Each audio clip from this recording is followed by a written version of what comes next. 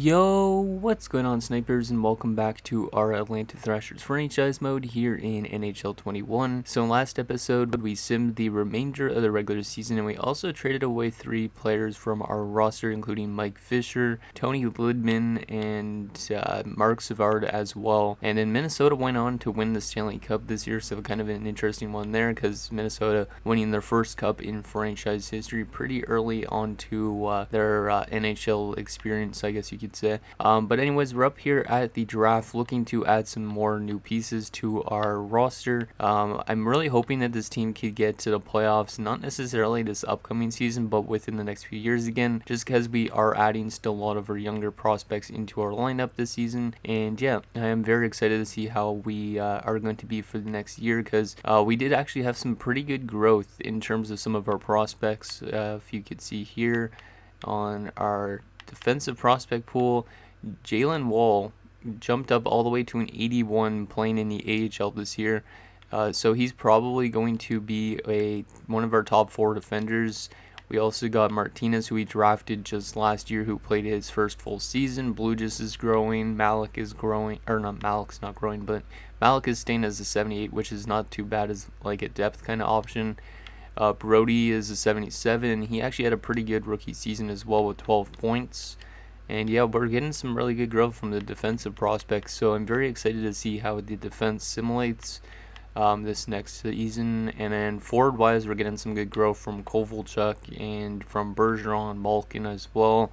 They're all producing pretty decently as well. So this team is going to be a young and probably experienced team at some point. And also, we probably will be competitive for quite a few years once we actually start making the playoffs consistently. So I'm very excited for the future of this team. But with that being said, we have the draft, which means we are going to be adding some more prospects to this already great prospect pool. And hopefully this helps our team even, it helps our development go like a lot faster, like it speeds it up a little bit. So we do have a few comments to go over before we actually get into this draft. So the first one is from Kagorodov. He says that high top 6 would be an interesting prospect to add. Now, I agree with what you're saying, but the only thing is he's supposed to go 5th overall, and we have the 8th overall pick. So I could always try and trade up for this spot, but I don't think it's really worth it to an extent, because we do already have a couple snipers.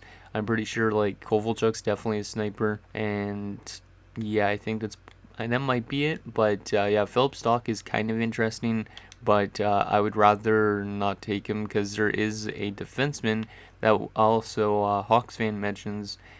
So let me just get it to Hawks fan's comment, I guess, first. So Hawks fan says, I think you should take Conley with your first pick just to get some more young defensemen on your roster.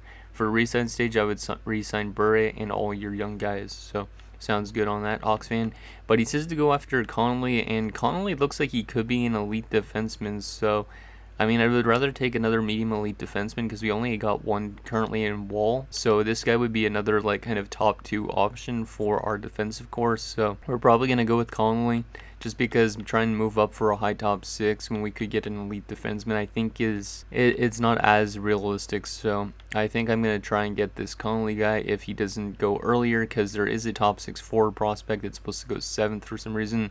So I don't know why this guy falls to 8th, but hopefully that is the case for us, so we could get him. If not, then we're going to have to figure out who else to get. But yeah, that's basically the comments for this episode. So yeah, let's get into this draft and see what we can get, and then we will do the resign stage as well. And yeah, then free agency will be next episode like always. So let's get into this draft, and hopefully it is a good draft for us. So Nashville's got first, Edmonton, Philly, Pittsburgh, and Phoenix. Kind of weird that these 3 teams are all right next to each other, because they're all almost in alphabetical order, which is really weird. LA, Chicago, then us. Okay. Oh yeah, we also have 2 first-round picks this year, because we did acquire one from Buffalo when we traded Mark Savard there, I think it was. So let me actually show you guys our draft picks that we got for this upcoming draft, or this draft right now. So we got 8th overall and 25th overall. Now 25th overall, this guy, if he is there, would be the most intriguing, because he looks like he could be 2 years out, which means he's probably a top 6 forward with like some decent overall. So we're going to probably draft him. And then the second round pick is also kind of intriguing, because this Mark Gugnot guy, He actually looks like he could be an NHL ready defenseman as well, so we might be able to get 2 NHL ready defensemen again and just build up that defensive prospect pool even more so. So Gugno might be our second round pick since it's an early pick. And also one other thing that's kind of interesting is there's this Nicholas Lidstrom guy that's supposed to go in the 7th round, but he's a forward and he's not good of a forward, but it's still kind of funny. Thought I would bring that up, even though the spelling is a little bit different. Okay, so let's see what we could get here. Let's see what the computers get first. So Nashville at first overall is going to take Wright, who's an 84 sniper. Wow, that's a pretty high overall. This guy might end up growing to being a high elite player, but this guy's going to get deployed with like Alex Ovechkin in Nashville. So that's a little bit scary considering this guy's already got 93 shooting. So when you're putting like a sniper like Ovechkin or a power forward like Ovi and then putting a sniper next to him like this, that is a very dirty first line for the future for them. Yikes. Nashville's going to win a cup within the next 5 to 10 years, I would say, unless they kind of choke. Edmonton will take another 84 power forward. Jeez, this is maybe a very good overall base draft. 2 84s going first and second. Usually you only see like an 82 and then it drops down to like an 80 or an 81. But 2 84s in the draft. So this guy goes to Edmonton. Another very good shooter. Interesting. Pittsburgh. Philadelphia takes an 83. Holy crap, this draft is really outrageous.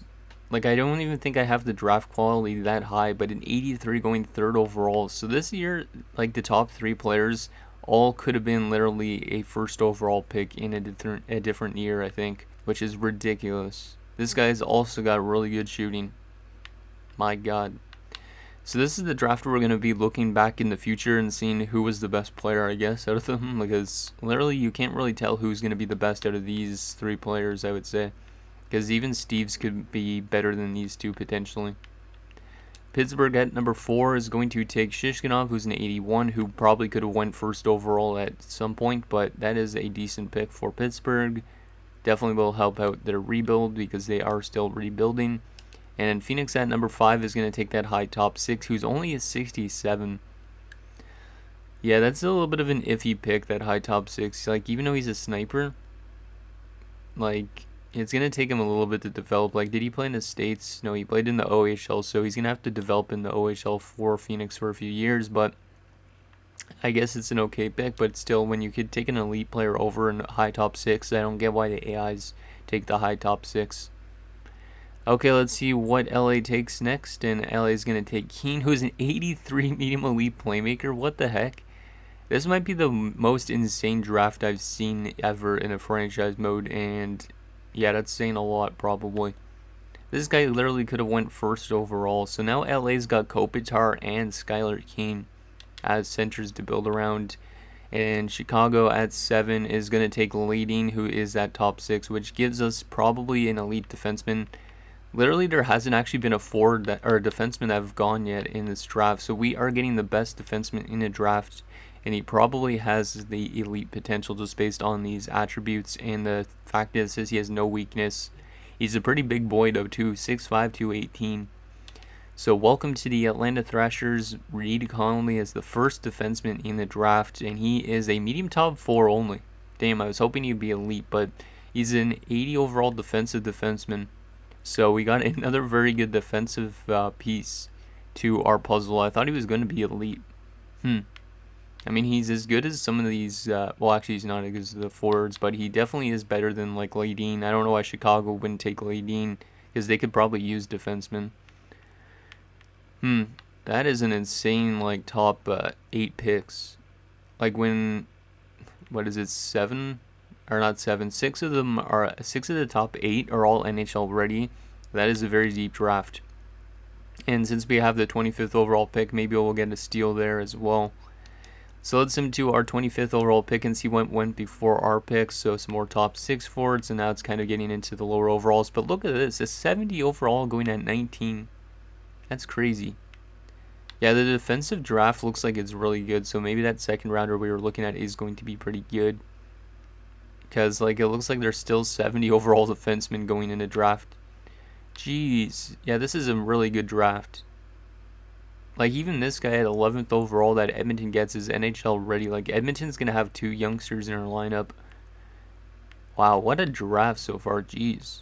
That Helms guy that went after ours was in top 4 as well, 78 overall, so we could have taken him, but he's also a defensive defenseman and worse than Conley. But man, this is an insane draft. I know I keep on repeating that, but it literally is.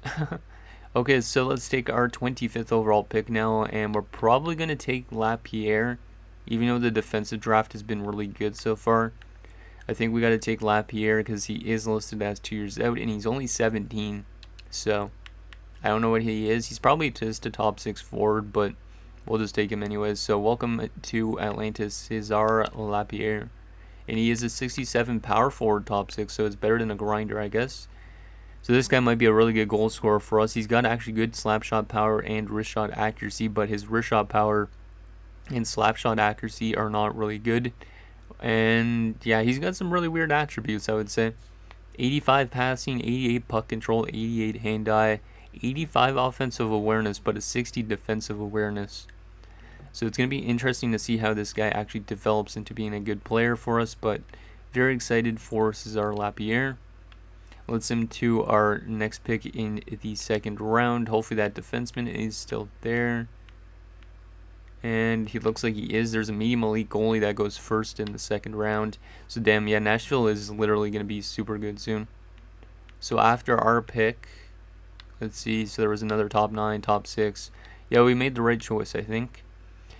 Okay, so with our next pick here in this second round, we're going to take Marc Gugno or something like that. Hopefully this guy's actually got a decent overall and potential.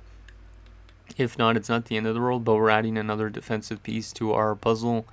And then I guess we're going to have to start going for forwards. We could go with Griffin Gagliardi instead, but I think he's probably a top 6. So we're going to take Marc Gugno. And he is a top 4 as well, 77 overall. So we get another really good defensive steal, and this guy's technically NHL ready as well. So we could technically play him next year. We're going to have a lot of young defensemen that can play in the NHL next year, so it's going to be a tough decision on what we want to do. We're probably going to have Gugno go back to the QMJHL for 1 year, I would say, but that's interesting. That guy's like Brody pretty much, because I think Brody was a second rounder if I'm not mistaken. Let's send him to our next pick in the third round, and then I think we have like a couple late round picks or late draft picks. We don't really need another defenseman. We've drafted so many of them. We could go for Bouzaz, but I have no idea about him. This guy's a low top 6. Has 3-year ETA, so he could be just like a normal top 6 forward almost an extent. Yeah, I think I might take that guy. Yeah, I think, actually, wait. Sugihara could be a low elite, but I don't think he is. Just watch him be somehow, but I think we're just going to go with David Aucoin. Might as well get a center because the fact that we traded away Mark Savard, so welcome aboard David Aucoin. Don't know if he will pan out, but has 63 low top 6 two-way forward. Maybe he pans out, maybe he doesn't. He has actually some decent attributes, I would say, all around, so there's a potential there for him to actually make it at some point, or maybe become an AHL top 6 forward for us in Manitoba. Now we have our 6th round pick and our 7th, and then I think that's all we have for the draft. This guy might have A+ puck skills, but he lacks size. Might have a 2-year ETA, but I doubt it. I might take a chance on this guy anyways. Yeah, you know what? We're going to take a chance on Caden Heward. Just take a random risk. And low top 961. That's actually not that bad, I would say. But he does have really weird attributes, again, because he's got good passing and stuff like that, but he's more of a defensive player. He's actually got 80 face-offs, which is kind of intriguing, because if he does make the NHL, at some point he can win a lot of draws, potentially. And we'll send him to our last pick of this draft, which is at 193rd or something like that. Let's sort by potential first, and then maybe we'll do the WMRA method. I'll call it that. Yeah, I don't really see anybody, I don't think. Just gotta make sure these low elites aren't actually good. There's a low top 6 power forward. That's not too bad. Yeah, you know what? We're just gonna go with Oli Barkov. Well, actually, he's 20 already. Yeah, we're just gonna go with Oli Barkov. Even though he's a 20-year-old, he might be just an AHL player, but we'll take him since he's got the best potential.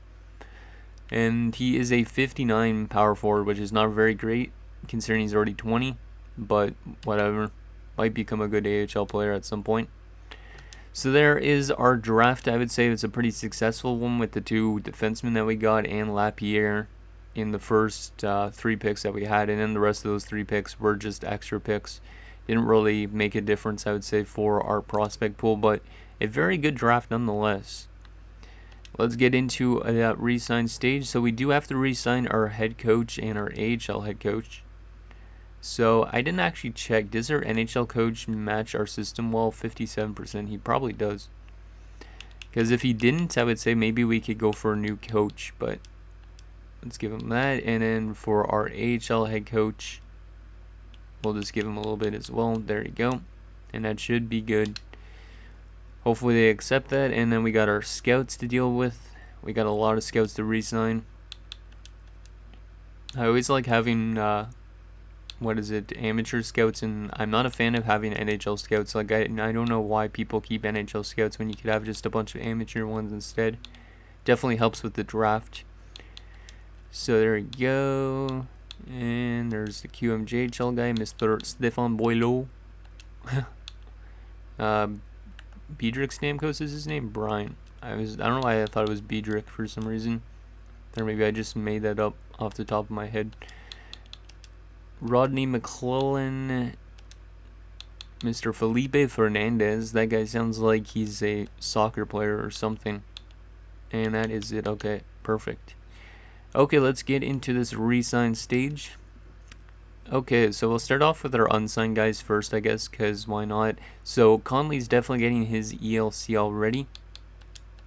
And then Gugnon, I think, will as well. Yeah, I think Gugnon will as well, but he might play in the NHL. He might play back in the QMJHL for 1 year, but we'll still give him his ELC. And then we'll let the other players develop, even though actually Hillen could technically play in the AHL. He's actually got really good shooting attributes. So I think I'll give Easton Hillen an ELC as well for the AHL. And then the rest of everybody will just wait there for 1 year at least. Let's go to our RFAs here. So Wall. I could just qualify some of these guys. Yeah, I'm going to qualify pretty much everybody in the AHL.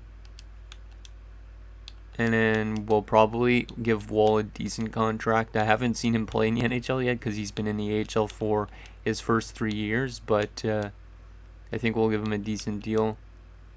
Wow, Isaiah Edmonds even wants a one-way deal. So he could technically be in our NHL club next year, which is kind of crazy. Frolov could technically play in the NHL next year as well. But we're going to qualify him for now as well. And then Wall, I could just qualify him. He's in RFA for at least 3 years. I don't want to give him a 3-year deal. I'll give him a 2-year deal for now, just because I kind of want to know what he's like in the next 2 years. And then we could give him like an 8-year extension if he's really good. So I will do 2 years at 1.1. See if he will accept that. And Brian Elliott, we will give you a 2-year deal as well. Give you like $12.50. And we get into our UFAs. So Hawks fans said to get back Bure and all our young guys, which means he thinks to let go of Pody, Novoseltsev, and Pandolfo. And we might bring back Hossa still since he's kind of young, I guess. Yeah, let's go to the bottom of this list first for these guys. So we'll get rid of Korostin. Smolinski's not going to pan out. Yelkinen is a top 6 forward prospect, so we will sign him. And then we will sign Tunney. Is Tunney a former first rounder? He's a 3rd round pick. We'll sign him as well, might as well. And then also we got Ladikainen, who's got to play in the AHL. And even maybe Van Allen will get a contract. Yeah, he's a 70 overall. That's pretty solid. There you go. Okay, so we are going to let go of Chris Neal, even though he's 29, just to see what we got going into next year first. We could always bring him back if need be. Malik is still young, but we do have a lot of young defensemen jumping up. So I think we're going to let go of Malik for now, even though he is young. The main reason is just because I want to make sure we got our young defensemen in over Malik first. Like, Malik could play in the AHL always, but actually maybe I'll sign him for 1 year because he could be still a depth option when we get our younger guys into the lineup. So I'll just give him a 1-year deal. He might be trade bait at some point. We'll do 1,500. Johansson's old, so we'll let him go. Hossa is only 27, so I will try and get him back for 1 year, even though he doesn't want an extension. We're going to let go of J. Pandolfo and Ivan Novoseltsev. We're also going to let go of Tom Poti for now, just because we got a lot of young defenders. And we will try and bring back Valerie Bure for a 1 year deal at like $4 million. And then I don't think we have any our UFA goalies, which we don't. Let's advance today, see if we get all those guys back. So it looks like the AHL head coach did not accept, which is not a bad thing, I guess you could say. We could always look for another one, or we could just let the AI take over that. Okay, so Malik is the only one that rejected for UFAs, and then RFA-wise, Jalen Wall did not accept his contract. We'll just try and give him that. If he does not accept that, then we'll qualify him probably, or we might just try and up the price a little bit. And then let me just check. That is good as well. Okay, and then we'll give Malik a 1 year deal. Let's just give him like over $2 million. He probably won't play for us the next season, I would assume, with all the young defensemen that we got. Let's advance today, see if we get those guys after all these scouts and stuff keep accepting. I wish they didn't have the scout stuff pop up. Like, I wish it was more of just like a, not like a full screen thing like this. Kind of like it popped up on the top or something that the scout accepted or something. So Malik is accepted, which is good, and Wall is accepted as well, which is great. So we're just rating on all these RFAs. I could give Frolov already his first 2 years because he only wants just over 1,000 or 1 million, not 1,000. We'll just give him that. He might play in the NHL next season. The rest of these guys will stay qualified, just because like Klinge, who we traded for in last episode. Does he want a one-way deal as well? Yeah, he wants a one-way deal. Same with Isaiah Edmonds. So we'll just qualify all those guys. And I think that is good. Yeah, we are good. Let's take a look at what we got for our rosters so far for next season. And then we'll take a look at free agency and see what we could go after potentially. So right now, I'd say Frolov could play as our fourth line center if we want to. And then Kuznetsov be our third, which means we would have 4 centers. We could also play Klinge in the lineup if we want to, because we did just trade for him last episode. So that's 5, potentially 6, 7, 8. And then we got 9, and that's it. So we could probably use another like 4 to 5 forwards. 3 of them being roster players and 2 of them being depth forwards. And then defensively, oh, there you go. 1, 2, 3, 4, 5, 6, 7, 8. Jeez. Yeah, our defensive group is very interesting. So we got like Wall and Conley, which is good. We who are young. We got Martinez, who's young. Blugis, who's young. Malik just doesn't really fit in though. And then we got Brody Gugnaut, and we also got Pedersen, who we signed as a free agent. Like, we literally got like way too much NHL defensemen. Like, definitely these first 4 are all playing next season. Malik might be a 7th defenseman. And then we could try playing Brody with Pedersen, and then Gugnaut will be back in the QMJHL for 1 year, I think. That might be the most logical option. Just because I would rather play Pedersen over Malik. So yeah, defensemen we are fine. I would say we don't necessarily need to bring in one unless we want to bring in a veteran, and then we could just let some of these guys play back in the queue for 1 year or whatever, like Gugnaut especially. And then goaltending wise, we are fine as well. So we technically only need 5 forwards, and that would probably be pretty much it. So we probably want some better offensive talent, because if we sort our forwards by overall wise, we could use 2 more top 6 forwards, I would say. Wait, actually just go by forwards first. Yeah, we could probably use 2 more top 6 forwards, and then 1 more third liner, and then like 2 depth forwards. So let's take a look at what's available in free agency. Oh, apparently I didn't have the budget to sign that scout back. Interesting. Whatever. AHL head coach was not signed. Yeah, I know that. And there you go. Looks like our RFAs are trying to hold out a little bit. But if they hold out till next season, I'll probably just sign them anyways at the start of next year. So, okay, let's take a look at what's available in free agency. Like I said, we probably need 2 more top 6 forwards, 1 more top 9 forward, and then 2 depth forwards, which would put us at 48 contracts. So these guys aren't going to get signed too long term. Damn, Alex Hemsky's an RFA. Huh. Him and Sean Horkov are up there. Okay, so let's take a look at what we could go after. So if we want to bring in some top 6 forwards, let's just actually go by forwards. So we could go here, go to UFA. So Mark Savard actually went right back to free agency. How did he actually do in Buffalo? 23 points in 20 games, and then he had 3 points in the playoffs. Okay, so for free agent-wise, we could bring in somebody like Scott Hartnell, who's only 26. That might not be actually a bad option, but he does want like $8 million, which is a lot. We could always bring in guys like Eric Cole, though, Joseph Vasicek. We could bring back Mike Fisher because he's now testing free agency, but I don't know if we will. And there's also Allison, Matt Sundin, Jeff Reason.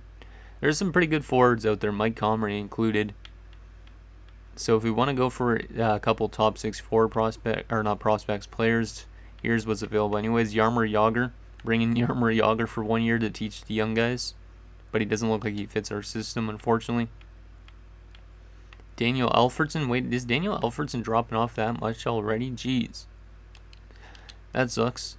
Wait, this guy's a UFA? There's a UFA 22-year-old who's a top 6 forward prospect, and he's only 79 overall. But why are these teams letting go of these guys that have potential and not even qualifying them when there's no cap? Like, this guy might be perfect for us, because he does actually probably fit our bottom 6.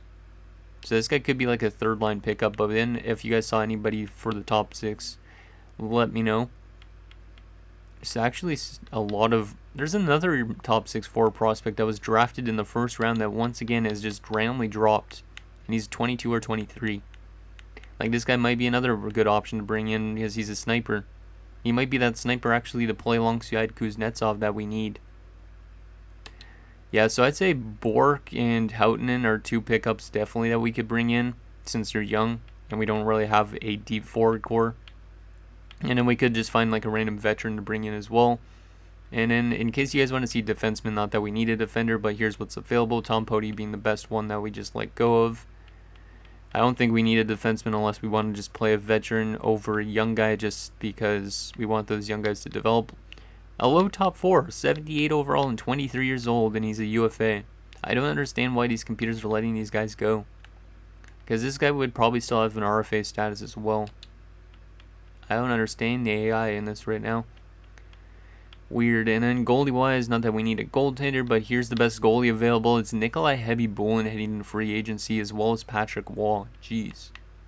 Hebby-Bulin is a nuts of a goaltender. He's just spent 6 years in Tampa Bay with a .923 save percentage and a 2.29 goals against average. Like, damn, he's going to drop off probably a lot, but that's interesting to see him hit free agency. Maybe he'll sign with Chicago like he did in real life. So there's the goalies. Let's actually take a look at any potential prospects, see if there's anybody that's low elite, which there is. But this guy probably won't be that great of one. Any higher overalls than this, which it doesn't seem like it. This Hebby-Bulin guy was a 2nd round pick of Tampa as well. And he's once again a UFA. I don't understand this AI. Low elite power forward, we could always go for a low elite power forward, but once again, that guy's not good, great starting overall. So there you go.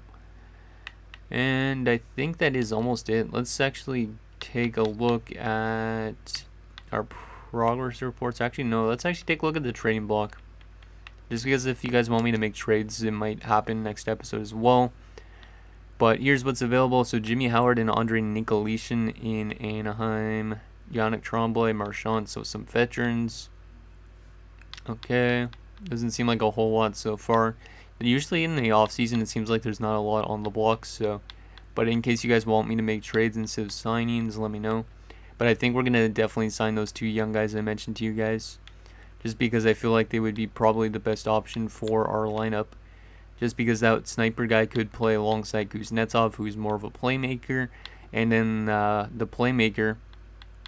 Or not the playmaker, the 79 Houghton would be a decent fit maybe for our bottom 6. So We could get in some young guys into our lineup.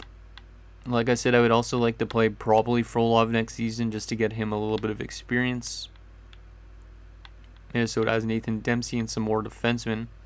Damn, Minnesota is offloading a lot of players after winning a Stanley Cup. Interesting.